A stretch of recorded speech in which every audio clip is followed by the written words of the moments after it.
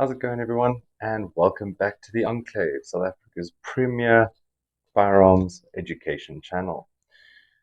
Um, so today we are going to be moving on with the next set of books. So these are all, if you look on the back of your manuals, these are all the second row. Hopefully I'm pointing to the right one. Yes, I am.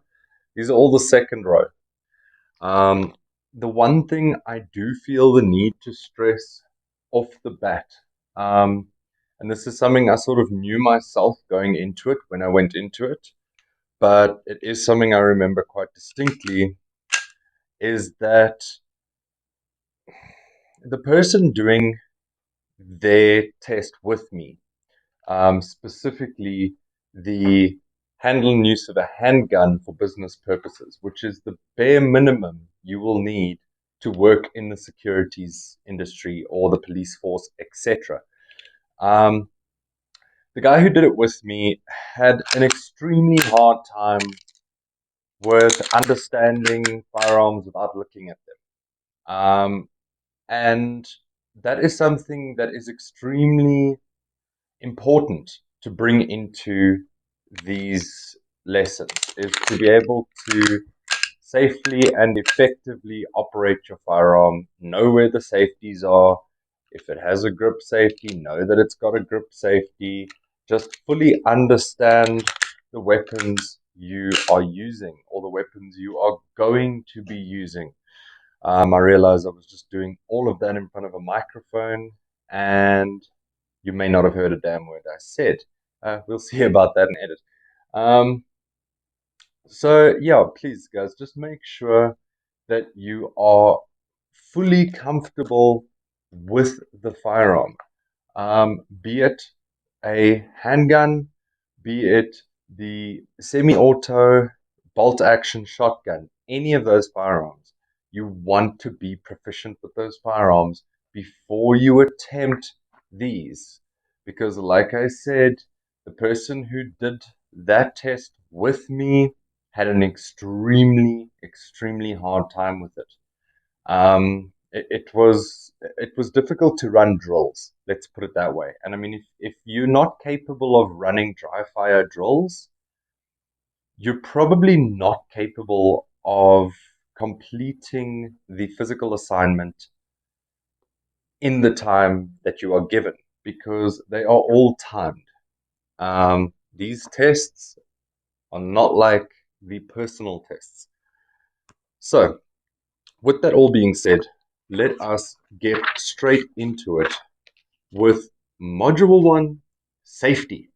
These books do not have a law segment, but they do have other sections at the back that we will get to, referring to mindset, awareness, things like that.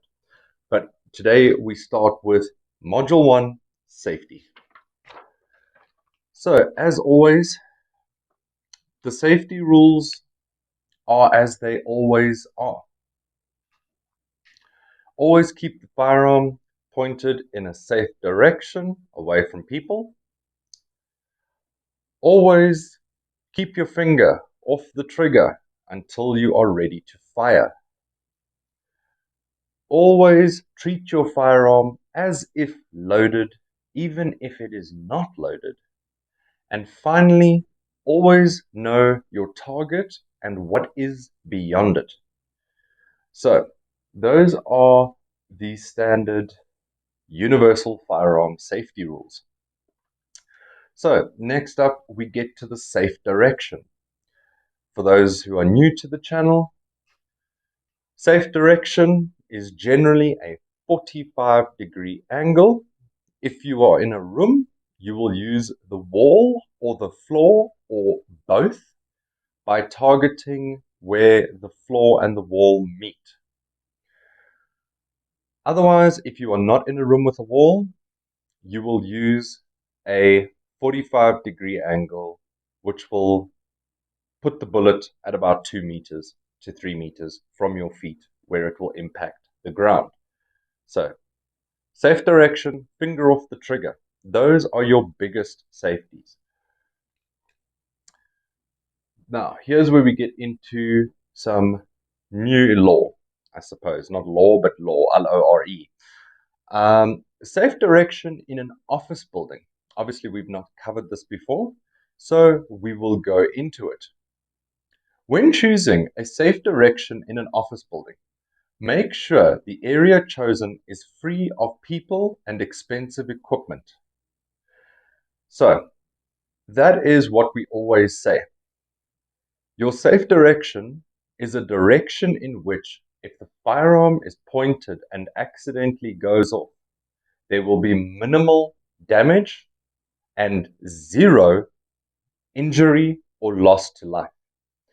The damage, you can't always control that. That is why we always try and keep safe directions as, minimally expensive as possible. Because, I mean, if you have a choice between your TV or the wall or your couch, unless you've got some really fancy leather couch and a really bad TV, let's be honest, you're probably going to choose the wall or the couch. You're not going to point it at the center of your TV. The thing with office buildings you need to take into account is that a lot of office buildings use partitions, drywall, rhino board, all those sort of soft walls as such that appear to be solid walls but are not. You always want to know what the wall is made of that you're pointing at. Obviously, unless you have X-ray vision, you can't always tell, but it's quite apparent in an office building where there are internal walls. Most of the time, those internal walls are not made double bricked or concrete or cinder blocked or whatever. Those are normally drywall partitions. So in that situation, you want to be absolutely aware of the fact that most offices are separated by drywall or rhino board or something like that, or plaster, whatever, not actually concrete or brick. So just bear that in mind. The other thing is that if you are on or in a building with multiple floors, if you are on a floor, obviously, with people below you, you don't necessarily want to be pointing your firearm at the floor. But anyways, you got to do what you got to do. And that's the thing at the end of the day. These are all guidelines for the best case scenario. And a lot of not a lot of the time, but some of the time, you're not going to be in the best case scenario. So just bear that in mind. Safe direction in a parking area. Now, this was in my tests. So just bear that in mind. Maybe keep some of these options in your mind. So a bullet striking the ground at an angle will ricochet off that hard surface and can easily cause serious injury or even death when it hits somebody. That is absolutely true. So when it comes to the cover in a parking lot, there are several options that we can use. The base of a tree, preferably a thick tree, not like a little stem, like a proper tree. The pavement, so basically where the pavement forms that 90-degree angle, we treat that as we treat our wall and floor by aiming into the corner of it. Or you can use dirt. So I explained in one of my previous videos that if you were in a parking lot, your options could potentially be gravel, dirt, and then potentially a river or lake or park or wherever you are.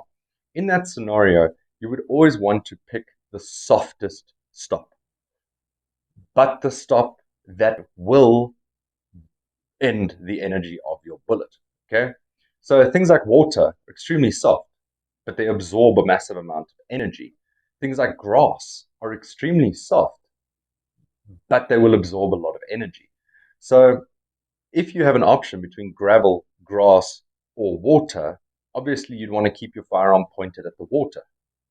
So that is just something to keep in mind in that scenario. Safe direction in malls or shopping centers.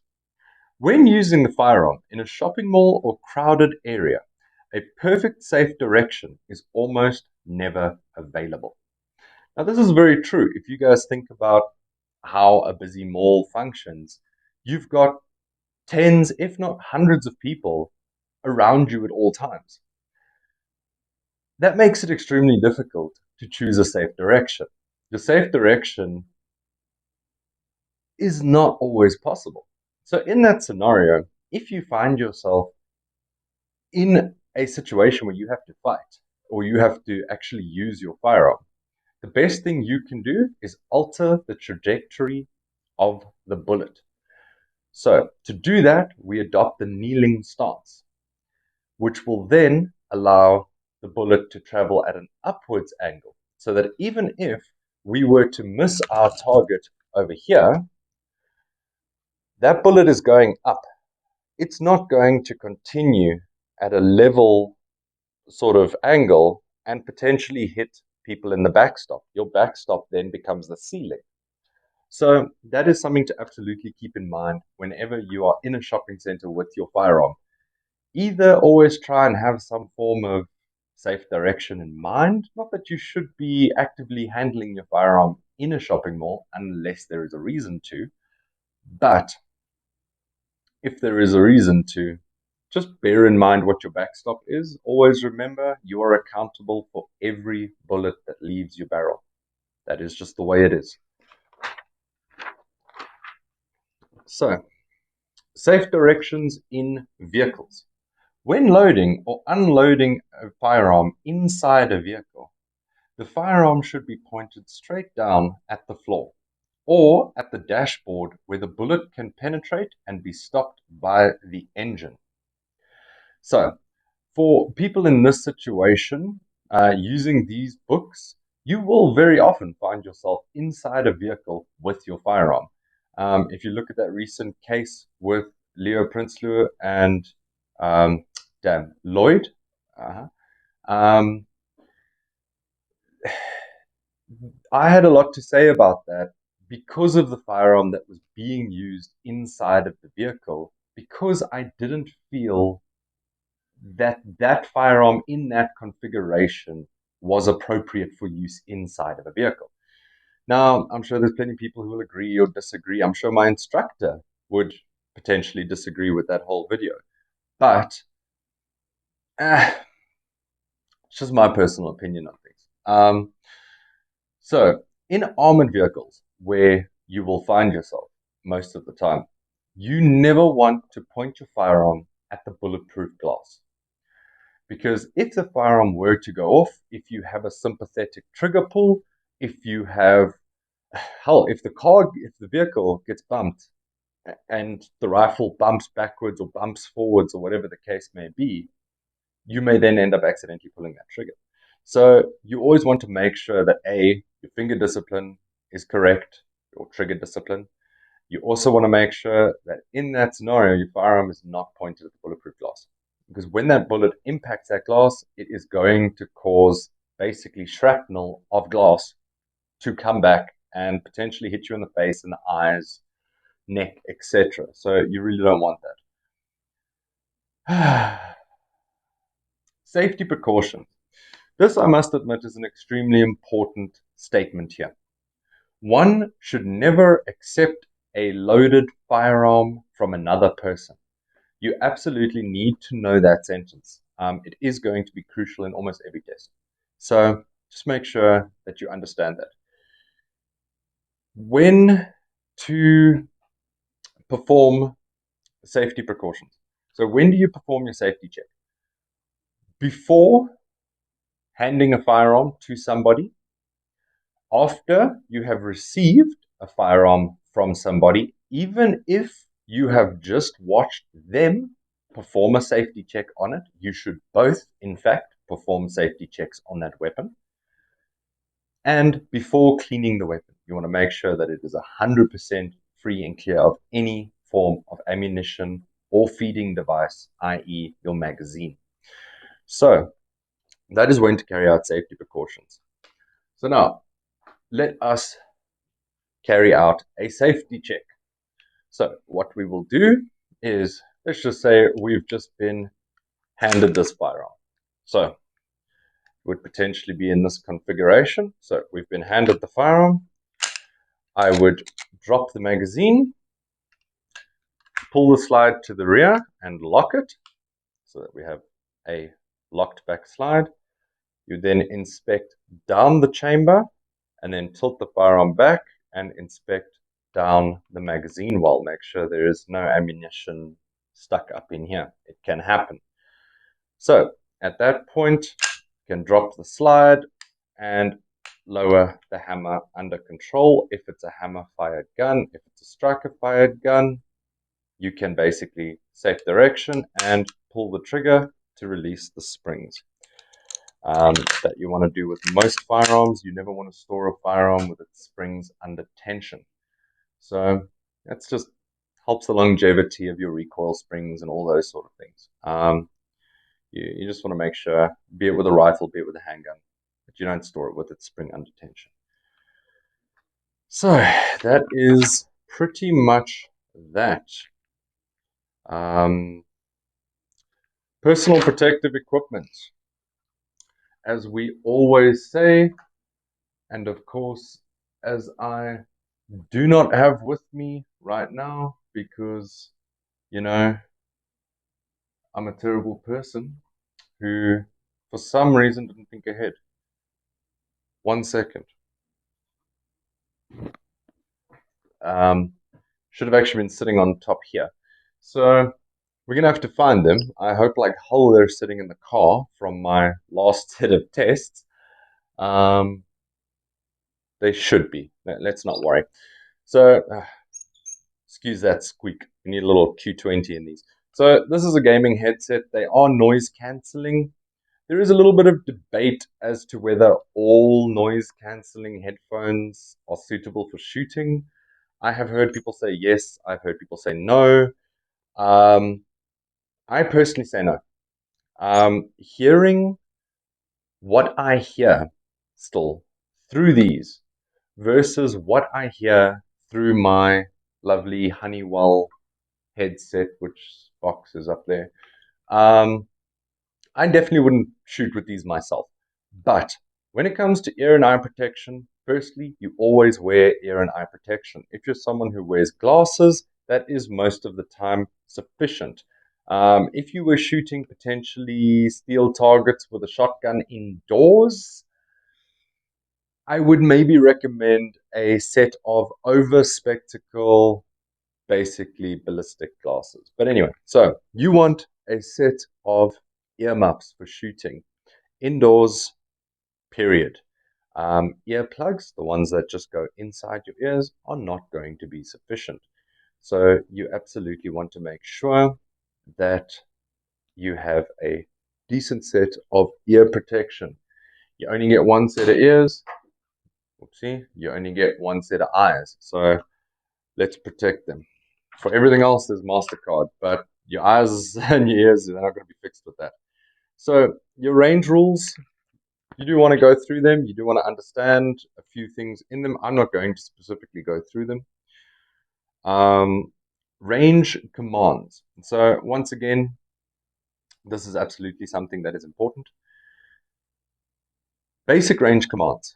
I'm not going to read the entire thing. You can do that for yourself, but I'm going to go through the basic range commands. The range is closed. This means that shooting is about to begin and no one may step in front of the firing line. If for any reason, after the range instructor or range officer has instructed or given the instruction that the range is closed, you need to absolutely make sure that everyone is aware of a problem or a reason you may have to cross that firing line. You need to put your hand up or you need to turn and speak to the range officer and get them to close the range to step forward over the firing line if anything happens. For no reason should you cross the firing line. If your magazine falls in front of the firing line or it falls off the counter in front of the firing line, make sure you turn to the range inspector or range officer and just say, hey, yo, I've got a problem. My mag fell into the range. They will then close the range. Well, they will make the range safe and you can then carry on. Anyway, we'll get to that now. So, unload. At that point, you remove all live ammunition from your firearm. So, if it were a competition or something like that, and someone were to have an issue, they would then speak to the range officer. The range officer would then say, unload, and everyone would then remove all live ammunition from their firearms and put them in a safe condition. At that point, you can then, once they have given the order that the range is safe, you can then cross the firing line, pick up your magazine, pick up your box of bullets, your gun bag, whatever the hell it is that has happened to fall into the range, or whatever else the issue may be. That's just one example that I'm giving. So those are pretty much the three main range commands. Range is closed, unload, and the range is safe. Yeah, safe carry conditions. You absolutely want to understand the different carry conditions for the firearm related to the test, obviously. Condition 1, the firearm has a loaded magazine, round in the chamber, hammer is back, and safety catch is on. This is also referred to as cocked and locked. That is condition 1. Condition 2, loaded magazine, round in the chamber, hammer forward, safety catch off. Cool, cool. Condition 3, loaded magazine, empty chamber, hammer forward, safety catch off. So I never recommend carrying on an empty chamber. That's just my view. A lot of people agree, a lot of people disagree. It is what it is. Finally, condition 4, no live ammunition in the firearm at all. Any ammunition is to be stored separately from the firearm. The only reason that I would do this is in the case of a firearm being stored, and even then, I'll be honest with you, if it's something like a backup rifle or a backup shotgun for home defense, I would still store it with a round in the chamber or whatever in a safe. I would obviously not have it in a place where it could be easily accessed. But if I were to see on my camera system, for example, 6 or 7 people attempt to come into my property, I'm not going to be lifting my shirt and drawing my handgun. I'm going to be coming to the cupboard and grabbing a 5.56 assault rifle or a shotgun. Because at that point, yeah, you need to end a lot of people very quickly and very efficiently. So handgun just gives you less chance of doing that, in my personal opinion. Um, so yeah, with that all being said, safety inspection. Okay, so that's easy peasy. Another one that we can show you. So how to perform a safety inspection on the firearm.